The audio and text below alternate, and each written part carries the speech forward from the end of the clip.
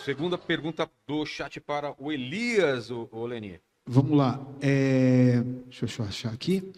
Tava dormindo, Leni. Você tava aí. Eu tava pesquisando uma outra pergunta aqui. Vamos lá. Ó, o Jonas perguntou o seguinte: você costuma criticar o neoliberalismo, mas onde exatamente está esse neoliberalismo no Brasil, já que o país nunca teve um Estado pequeno? Olha, se você for olhar o tamanho do Estado brasileiro em comparação ao alemão, ao americano, é pequeno. Se você falar que o Estado não funciona, o Estado é burocratizado, eu vou ficar quieto. Agora, o tamanho do Estado brasileiro, o tamanho do aparato... Como se mede o tamanho do Estado?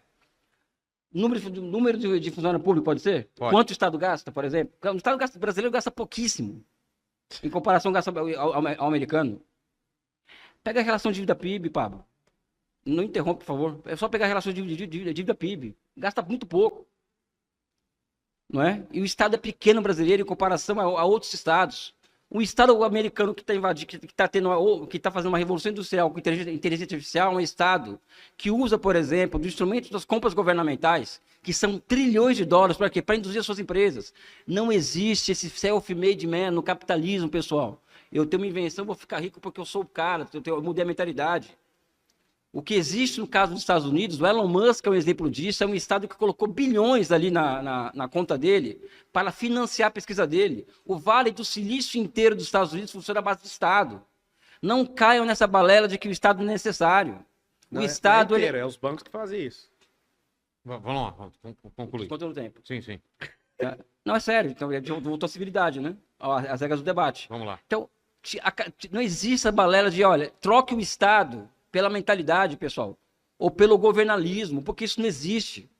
O que existe no mundo moderno hoje são poderosos estados nacionais com grandes aparatos produtivos, financeiros e institucionais para enfrentar o mundo. Não existe governalismo, pessoal, baseado na falácia da composição que eles pôs aqui, que o Estado não pode gastar mais do que arrecada. Isso não existe, pessoal. 3 minutos para comentário. Na verdade, eu falei que tem que gastar, se for para crescimento, se for para matriz energética, se for para infraestrutura, se for para geração de emprego. Você acabou de novo. Ou foi um desaviso mental ou alguma má fé sua, porque eu não falei que não tem que fazer. Eu não falei que foi você. Tá, então vamos lá. Não coloca a palavra na minha boca, velho. Eu coloquei, te dei a Não oportunidade coloca, de falar do meu tempo. Cadê aquela civilidade toda de ficar falando no tempo do outro? Tá vendo? O comunista é isso, ele fala e não cumpre porra nenhuma. Vamos lá. É sempre o discurso. E a teoria, ela não vai resolver, Sabe o que acontece? Tem um fã-clube aqui que gosta de um, que gosta do outro. Vai gostar da sua vida. Como que o cara fala que não tem como ele construir, sendo que muitas pessoas, milhares de pessoas nesse país construíram? Existem milhões de pessoas que estão crescendo por conta de tecnologia. Já falei para você, se não tivesse uma rede social, não teria como ter esse tanto de gente prosperando. A gente faz anúncio hoje. Como é que esse tanto de empresa, ô Vilela, faria anúncio, por exemplo, na Rede Globo? Como que esse tanto de empresa no Brasil tem 21 milhões de CNPJs? A Meta fatura 1 trilhão só em tráfego pago. Eu já gastei dezenas de milhões em propaganda nesse negócio. Como que tecnologia não muda? Como que mentalidade não muda? Como que um aluno que nem terminou a faculdade lá no Vale do Silício construiu uma rede social que era privada, no Vale do Silício, não em Harvard, e esse cara, que é o Zuckerberg, hoje ele fatura R$ trilhão com anúncio. Ou seja, a tecnologia não é bem-vinda do jeito que a gente está vendo aí no estado de hoje, principalmente no estado comunista. Se for, é para controlar os outros. Então a gente tem a possibilidade de enriquecimento que a gente nunca teve na história. Vai levantar agora 500 mil multimilionários no país nesses próximos 5 anos, projeções. Por conta de quê? Tecnologia. A gente vai acreditar. Inteligência artificial é básico. Nós não vamos discutir mais com o mediador vai ser inteligência artificial. Não vai ter esses caras dando aula. As pessoas não vão gastar dinheiro contando esse tanto de infraestrutura para ter gente ideóloga com teoria fabulosa querendo construir alguma coisa que nunca existiu. E sim, o governalismo vai ser construído. Nasceu na mente de alguém. Tô nem aí se você não gosta. Tô nem aí se vai mudar alguma coisa na cabeça de alguém que está travado. O Brasil não é todo mundo que vai prosperar. Não é qualquer um que prospera. Tem que deixar de ser qualquer um. Não tô nem aí se você gosta ou deixou de gostar de mim. O que eu quero é sensibilizar você. Vá cuidar da sua vida, que o Estado não vai fazer. Mas o que ele vai fazer é privar você da sua liberdade, da sua crença, que já foi falado aqui, e a prova é que cada Estado comunista, quando ele entra na hegemonia, acabou a liberdade. Nós só estamos lutando por isso. Um cara que construiu riqueza igual eu, tem mais de 60 companhias, precisava estar aqui conversando essas coisas, não. Só que sabe o que é o problema? Se deixar a sua ideia funcionar, eu tenho que ir embora daqui, cara. Para a sua ideia funcionar, a gente que produz tem que ir embora, tem que ficar nessa ladainha de vamos todo mundo ser dono da mesma empresa. E por que que não faz esse negócio? Porque não funciona. Não adianta. Você pegar um cara que é canavieiro e pôr uma fazenda de 100 milhões de faturamento na mão dele, ele vai quebrar. Já fizeram isso com um cara, um torneiro mecânico. Colocou um país e quebrou. Quebrou, surfou na primeira vez, em 2003, não tem como falar. Colocou a Dilma, o que aconteceu com a Dilma? Dilma quebrou o país, você sabe disso, você não é bobo. E a única economista que sentou ali foi a que quebrou o país. Não é problema de economia, é problema de viés cognitivo negativo com esse trem de comunismo. Esse é o problema que a gente tem que resolver nesse país. Vamos lá, então, para a terceira e última pergunta do chat para o para o Marçal agora, certo? Isso. O Henrique está perguntando aqui, qual é a sua política externa? Como o Brasil deve se posicionar entre os Estados Unidos e a China e blocos emergentes? A gente está vendo essa crescente. Eu tive um dia conversando com o Michel Temer, ele falou uma fala muito boa do Xi Jinping, falando o seguinte, que o Brasil não viveu os anos dourados ainda. E eles querem investir, então eles não são bobos. Eles estão vendo que esse despertar desse dourado, dessa era, não é a era da política, é a era do povo, quando um povo se levanta. Então tem gente em faculdade atrapalhando e tem gente aqui que fica pondo os outros para escrever livro e fazendo outro serviço. É vocês puxando a carroça para um lado e nós levando ela para o outro. Esses anos dourados é o seguinte, está existindo um golpe agora mundial de reset econômico, e como você é economista, você vai concordar comigo, de querer tokenizar tudo que é riqueza natural para assaltar as nações que são ricas de natureza. Nós não somos dependentes de nenhuma nação em nada da nossa natureza. Nada. Nós somos um país declaradamente autossuficiente e se incomoda todas as superpotências. Nós não precisamos de ninguém. Não falta água, maior aquífero do mundo, não falta minério, não falta nada. Não falta grafeno, não falta nióbio, não falta ouro, não falta ferro, não falta nada. A única coisa que falta, uma mentalidade de reinantes, de governantes, de quem de fato acorda num país, pisa no solo e fala, vamos produzir. Isso falta nesse país. Então, o que é a solução desse país? Cara, eu acredito que ter comunista na faculdade enchendo o saco é uma motivação a mais para caras como eu parar o que eu estou fazendo para ajudar. Porque se eu fosse uma porra de um comunista, a única coisa que eu ia fazer, sabe o que é? Ia virar as costas para isso e fode logo esse país, cara. Acaba com tudo logo. Esse método não funciona, nunca funcionou. Você vai ver os Estados Unidos agora arrancar a cabeça do Maduro. Esses caras chamam de companheiro um cara que assaltou uma eleição na Venezuela. Ninguém fala nada deles. Eles querem pegar o quê? Querem bater no Lava Jato para falar que foi tudo errado. E as gravações e os documentos, os milhões de páginas de documento. Ou seja, é muito simples você querer desconstruir a narrativa para gerar inocência. Você pegar alguém que tem esse mesmo viés, chega lá no Papa e põe o Papa para falar que o Lula é inocente. O que o Papa tem a ver com isso? Entrou em qual processo? Viu o quê? Aí que está o detalhe. Todo mundo aqui precisa fazer uma coisa, um exercício. Vocês querem uma superpotência? Fala logo que não e arregaça do jeito que você já viu mesmo. Faz o que você quiser. Mas se você quiser uma superpotência, a gente está pisando nela. Para de ser enganado. Cara que não constrói riqueza não é digno de falar sobre o que a gente vai produzir sobre riqueza. Gente teórica não vai levar a gente a lugar nenhum. Tem que pegar a gente que sofre. Nós temos nível de dependência, que está a maior parte dos brasileiros hoje, 100 milhões de trabalhadores, 21 milhões de CNPJ, investidores e os aposentados. Para onde você olha, tem gente destruindo com os aposentados. Os investidores estão comemorando, porque a taxa Selic está 2 dígitos. Os empreendedores estão perdidos, porque não dá para financiar nenhum tipo de empreendimento. Ao contrário do que muita gente pensa, viver de 1% dando 15%, descontando inflação, dando 10%, isso não enriquece ninguém. O que enriquece é empreendedorismo. Aonde está a chave aqui, ó? Tirar essa quantidade absurda. Tem 2.890 cidades no Brasil que tem mais gente ganhando assistencialismo do que carteira assinada. que tem que fazer, meu Deus do céu? Nós vamos remover esse tanto de gente de dependência do Estado e pôr ela para trabalhar. Usar o Estado para abençoar o pobre. Como é que abençoa o pobre? É tão simples. Para de cobrar esse tanto de imposto da empresa em relação ao salário do funcionário. Dá para ele tudo. Você vai pagar 2 contos pro funcionário, dava para dar na mão dele 3.200, cara. Não, nós vamos atacar o lucro dividendo. De verdade. Pode pôr para fuder. Para mim tá tudo bem, eu pago.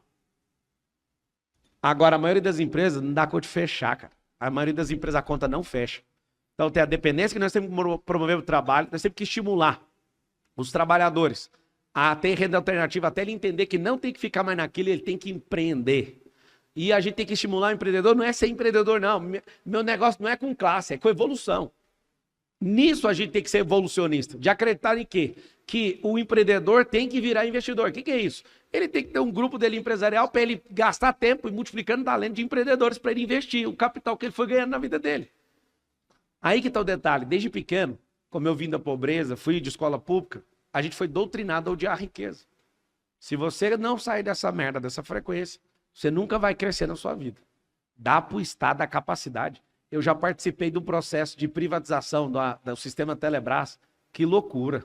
Era uma sucata aquele negócio. Quando colocou na mão da iniciativa privada, o negócio virou terror. Você dormia esperando telefone. Você tinha que dormir na fila. Agora qualquer um liga e tem telefone. Cara, a evolução começa distribuindo poder com o povo. Se o povo tem riqueza, o país é rico. Se não, vai ser miserável igual Venezuela, Cuba e pode pôr mais 50 na lista. 3 minutos para comentários, Elias. Uma coisa interessante é de que se coloca na cabeça que os pobres vivem de Estado, dependem do Estado, né? Já falei aqui que é 1 trilhão por ano para banco, ou seja, o Estado financia os ricos no Brasil. Os super ricos no Brasil... Quem usa mais o banco não é o Peraí. Vamos lá, Elias. São 1 trilhão para o sistema financeiro, ou seja, que são meia dúzia de famílias. Metade do que você paga de imposto é para esses caras. São 580 bilhões para o Plano Safra. E eles pagam 1% de imposto no Brasil, o agronegócio. E 80 bilhões para o Bolsa Família. Você viu a proporção? Já viu quem depende do Estado e quem não depende do Estado? Quem quer colocar pessoas na dependência do Estado? A questão é que esses super ricos que vivem do Estado, que é o agronegócio, que é o sistema financeiro, elas querem expulsar as pessoas do Estado. Porque, no fundo, quando as pessoas falam mal do Estado, elas não estão falando mal do Estado. Elas estão falando mal do povo brasileiro. Porque elas querem o Estado para elas, para os banqueiros, para as igrejas evangélicas, as mais intencionadas, para a bancada evangélica, para a bancada cristã, que é o Estado para o agronegócio, que é o Estado para o quê? Para precarizar a mão de obra, porque essa história que ele está colocando aqui, de que tem que tirar o encargo da empresa no salário, isso é uma brincadeira. E em 2014, por exemplo, a presidenta Dilma Rousseff, ela faz uma desoneração fiscal de 580 bilhões de reais. A partir do governalismo do Pablo Marçal, o que aconteceria? Os empreendedores iam pegar esse dinheiro e iam investir na economia. O que eles fizeram? Eles simplesmente recompuseram a margem de lucro das empresas e colocaram, depois de uma semana, um pato da Fiesp, na frente da Fiesp. Ou seja, são essas pessoas que falam que são contra o Estado. Elas recebem 580 bilhões do Estado para investir na economia, no programa Crescer Mais, inclusive, e elas recompõem margem de lucro. Por quê? Porque houve uma queda da taxa de lucro no Brasil empresarial entre 2011 e 2015. E um aumento da massa salarial, salarial em relação ao PIB no Brasil. Então, os empresários pegam essa bolsa de 580 bilhões de reais de desoneração fiscal e investem R$1. Ou seja, isso é o governalismo, isso é a mentalidade, isso é o produzir. Tem que acordar para a produção. Ou seja... E por fim, pessoal, uma coisa que nem me incomoda, eu estou acostumado. A idade média que vive o Brasil hoje, que nós estamos na idade média, né? Para não falar mal da ciência, falar mal do professor. Né? O professor da Federal, que fica dogmatizando as pessoas. Pessoal, eu dou 4 disciplinas na universidade, o que menos falo é Karl Marx. Falo de Keynes, Schumpeter, de escola austríaca, falo de uma série de escolas de pensamento. Sabe? Ou seja, as pessoas querem atacar a ciência o tempo inteiro. Esse é um problema muito sério que vivemos no Brasil hoje. Não sou contra as ciências humanas. É totalmente contra as ciências humanas. É isso. Vamos à última pergunta do chat para o Elias Leni. Vamos lá. Ó, o Rubens está perguntando aqui o seguinte: ao falar de política externa, sua visão pró-China às vezes é vista como ingênua, considerando disputas geopolíticas complexas. O Brasil não corre o risco de perder a soberania? Não sou pró-China. Eu acho que o Brasil tem que ter uma relação soberana com a China de um casamento de dois grandes projetos nacionais. O que significa isso? Significa uma integração produtiva total entre Brasil e China, com trocas de tecnologias e joint ventures entre grandes empresas brasileiras e grandes empresas chinesas, com transferência de tecnologia, financiamento mútuo das infraestruturas que vão interconectar o território brasileiro e a recomposição do capital industrial que foi destruído pela Operação Lava Jato. É isso que eu espero das relações com a China. Da mesma forma que eu espero das relações com os Estados Unidos, muita coisa. Por exemplo, a constituição ou a ampliação da nossa indústria de semicondutores com o apoio dos Estados Unidos. Né? Então a minha política externa não é pró-China e nem ingênua. Eu só quero tirar o que há de mais interessante que a China pode oferecer ao Brasil, da mesma forma que eu quero tirar de mais interessante que os Estados Unidos podem entregar ao Brasil, ou seja, relação soberana entre os países. Não é? Ou seja, e aqui vem uma história que é ciência, né? Ciência serve para isso. Eu sempre conto essa história. Os países periféricos, os países capitalistas periféricos, eles não criam tendências, não são capazes de criar tendências ao processo de desenvolvimento próprio. Por quê? Porque eles não são países capitalistas desenvolvidos, ou seja, o banco e a indústria não estão fundidas, ou não são países socialistas onde os meios de produção são sob controle de Estado. Então, os países periféricos, como o Brasil, por exemplo, eles precisam operar as tendências externas, internalizá-las e se desenvolver a partir dessa tendência. Foi assim que o Juscelino Kubitschek. Quando ele observa a tendência automóvel, internaliza a indústria automotiva e ao redor dela surge mais de 2 a 3 mil empresas automotivas ancilares a ela. Né? Que é isso ser empreendedor. Isso ser empreendedor. A partir de uma grande ação estatal, né? A partir da sua política, surgem milhares de pequenas e médias empresas que, ao fim e ao cabo, transformou o Brasil no maior parque metal mecânico do mundo nos anos 80. Não é? Hoje, qual que é a realidade? Qual que é a tendência que existe no mundo hoje? Não é a China pegar 78 países comunistas, que não existe isso no mundo hoje, isso é uma mentira, e endividar esses países em infraestruturas. É observar que a China hoje ela é uma exportadora de bens públicos. Infraestruturas, rodovias, ferrovias, metrôs, portos, aeroportos. E a depender do grau de negociação que se faz com os chineses, consegue-se transferência de tecnologia e instalação desses cinturões industriais. Então o Brasil tem que absorver essa tendência que a China entrega para o mundo de exportação de bens públicos, né, para desenvolver o nosso país, recompor o nosso mercado interno e recompor o capitalismo nacional, que foi inclusive, o que é chocante, uma das proezas da Operação Lava Jato foi o quê? Foi a destruição ou a implosão do capitalismo brasileiro. Ou seja, saiu, por exemplo, o capital industrial foi destruído pela Operação Lava Jato, nosso capital industrial, foi destruído pela Operação Lava Jato. O Brasil ele tinha, por exemplo, o Brasil tinha uma participação de 12% na indústria de construção civil no mundo. Hoje é menos de 1%. Essa foi a grande proeza da Operação Lava Jato. Né? As empresas brasileiras dominavam as infraestruturas, a construção das infraestruturas na América Latina, e tinha obra de empresa brasileira nos Estados Unidos. O Brasil competia com a empresa americana cabeça a cabeça, e essas empresas foram abertamente destruídas. A Petrobras, em nome do combate à corrupção, que alguém acredita aqui que o pessoal quer combater a corrupção, né? Temer, Bolsonaro, Sérgio Moro. A Petrobras, ela descobre as maiores reservas de petróleo do mundo. Ato seguinte, ela se torna operadora única do pré-sal. E as encomendas em torno do pré-sal tinham que ser 60% de conteúdo nacional. Isso coloca a empresa como a Halliburton para fora do país. E isso gera as condições para que os americanos, via Departamento de Estado, utilizem do seu aparato estatal para operacionalizar uma operação como a Lava Jato. Ou seja, as coisas são desse jeito.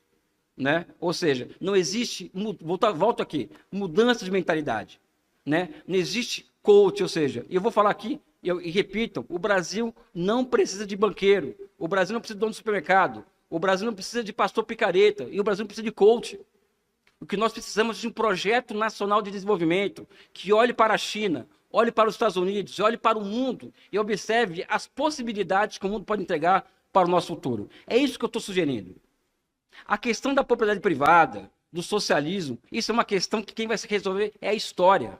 A minha questão hoje é entregar um país que seja capaz de entregar esperança para milhões de pessoas. 10 segundos. E não vender, por exemplo, a ideia de que uma simples mudança de mentalidade e produzir vai resolver o nosso problema. Comentários de 3 minutos, Marcelo. Mais de 500 anos, né? Simples mudar a mentalidade, que até hoje você tá ouvindo essas baboseiras. Dá uma olhada nisso aqui, ó. Vai na Veja aí, a conta da corrupção, 25 bilhões já retornaram aos cofres públicos. Isso é uma mentira deslavada. Querer desconstruir a narrativa para querer descriminalizar todo mundo. Eu, né, fiquei 5 anos na academia de Direito e não conheci um remédio jurídico chamado descondenação. Nunca vi isso lá, mas tá tudo bem. É quando o Estado fica tão poderoso e a pessoa que instituiu todas as pessoas que votam em relação a isso, pode criar um instrumento jurídico do nada. Tá aqui, ó. 25 bilhões devolvidos para os cofres públicos. Sabe o que acontece? Não tem. Se alguém acredita em Deus, por que vai defender a moral? Por que vai defender a verdade? Vai falar qualquer coisa. Qualquer coisa serve. O que interessa é o que eu quero. O que interessa é o que eu acredito. O que interessa é meu modelo de Estado. Sou contra o Estado, não. Sabe o que eu quero fazer com o Estado? Quero que o Estado desenvolva tanta tecnologia e essa tecnologia a gente faça ela explodir na mão do Estado e a gente faça o quê? Venda dessa empresa para colocar dinheiro no caixa. E pega uma empresa que o Estado desenvolve, ao invés de ficar dando para a companheirada, a gente divide isso em 12 ou 5 regiões do país e regulamenta isso. Eu não sou contra o Estado, não faz sentido não ter o Estado. Sabe como é que funcionava antes? Antes do Estado ser poderoso, quem bancava a rodovia era o próprio industriário. Quem bancou todo o progresso do mundo inteiro foi quem tinha o capital na mão. Eu não sou contra você ganhar o lucro da batata frita. Eu sou contra você que não construiu um modelo de negócio. Não entende nada de situação tributária, nem fiscal, nem contábil, nem de negócio. Você tem lucro naquilo que você não construiu. Vá vender sua própria batata e faz um M lá. Faz um M na batata. Pode usar meu M para você. Não é o do McDonald's. Não estou defendendo o McDonald's, que para mim isso nem deve ser comida, esse tipo de coisa. Agora, não faz o mínimo sentido. Você que não sabe absolutamente nada participar do lucro alheio. Agora, põe algo na sua cabeça. Ele está batendo na questão da mentalidade. É o que ele faz lá. Cauterização de mentalidades. Ele está repetindo frases que algum marqueteiro ruim falou para ele. O Brasil não precisa de pastor. O Brasil não precisa de sei o quê. Que loucura é essa de dono do supermercado? O supermercado movimenta trilhão no país. Ele falou mal do plano safra, porque os caras não pagam imposto. Aqui minha solidariedade para todo mundo no país que é produtor rural, tem perdido a vida aí, tem muitos suicídios, nunca foi registrado tanto na história desse país. Tudo por conta de quê? Um Estado que virou as costas. Sabe o que vai acontecer? Sua comida vai ficar mais cara. Então nós somos o terceiro maior produtor rural do mundo, isso porque a gente não produz muito, porque não tem esse tal desse Estado acreditando nisso. Sabe por que o Estado não ampara? Porque quem produz não vota nesses caras. 10 segundos. Quem produz não vota nesses caras. É aí que tá a confusão. Nós não temos uma grande nação, porque aqui só tem ideologia, dicotomia, um contra o outro. Temos que produzir. E acabou.